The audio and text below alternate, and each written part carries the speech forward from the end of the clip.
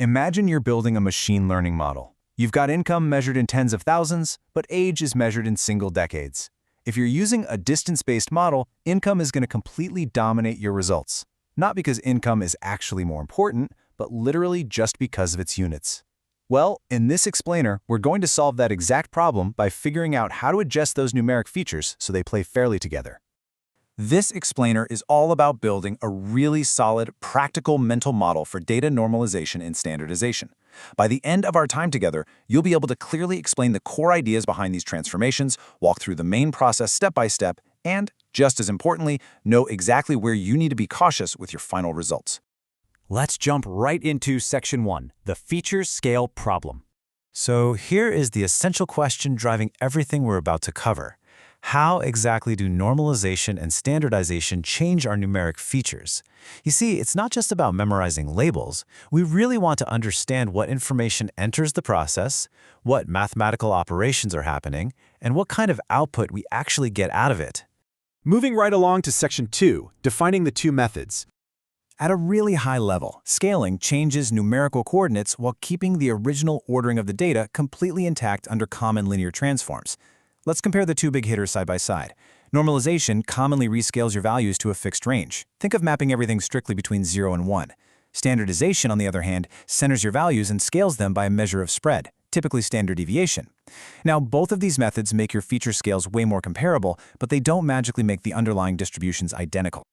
Okay, Section 3, the four-step mechanism. Let's look at the engine under the hood. It's a really clean, four-step mechanism. Step 1, fit scale. You estimate your scale parameters directly from your training data. Step 2, center. You subtract a center, like the mean, or maybe shift values to a chosen minimum. Step 3, rescale. You divide by a scale measure, or the observed range. And Step 4, reuse. You take those exact fitted parameters and reuse them for every single later example or new data point. So, taken together, those four stages are what connect your starting data to the final result. But the path really matters. Assumptions, measurement choices, and errors can sneak in at basically any of these stages. That's why a responsible explainer has to look at this whole process, not just the output. Because if an error creeps in during that initial fit scale step, it absolutely cascades through everything that follows. Up next, Section 4, an illustrative example. Let's make this super concrete with a micro data set. Imagine just 3 original values, 10, 20, and 30. If we use min-max normalization, those values map perfectly to 0, 0.5, and 1. We've just rescaled them to a fixed range. Now look at standardization.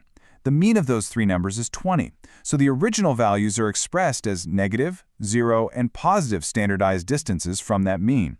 10 is a negative distance, 20 is exactly 0 distance because it is the mean, and 30 is a positive distance. The big takeaway here is that these two results answer fundamentally different coordinate questions. But notice what stays exactly the same.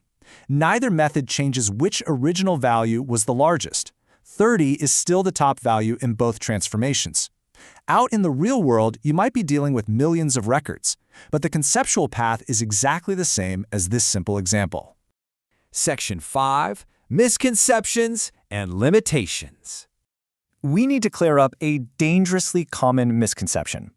You'll hear people say that standardization magically makes data normally distributed, or that it somehow removes outliers. It sounds super plausible because the word standard kind of implies a normal, clean state, right? Well, that is simply incorrect. Here is the accurate view we need to adopt. Standardization changes the center and the scale, but it does absolutely nothing to change the fundamental shape of your distribution. In fact, extreme outlier values can heavily distort your fitted mean and standard deviation, and there are real limits to keep in mind too. In a production environment, future values can totally exceed your originally normalized range of 0 to 1. Plus, your scale parameters are going to drift when production data changes over time. Knowing this doesn't make scaling useless, it just defines the boundaries of where you can trust your results and where you might need a little human judgment. Finally, bringing it all together in Section 6, what, how, and when. So, let's do a quick recap. What is it? Normalization commonly rescales to a fixed range, while standardization centers and scales by a measure like standard deviation. How does it work?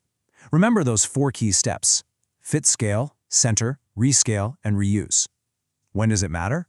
It's absolutely crucial for distance-based methods or gradient optimization.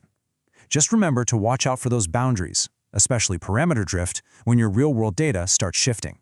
And there you have it. This is Data Science Bytes, complex ideas made clear. But before we go, I'll leave you with this one final thought.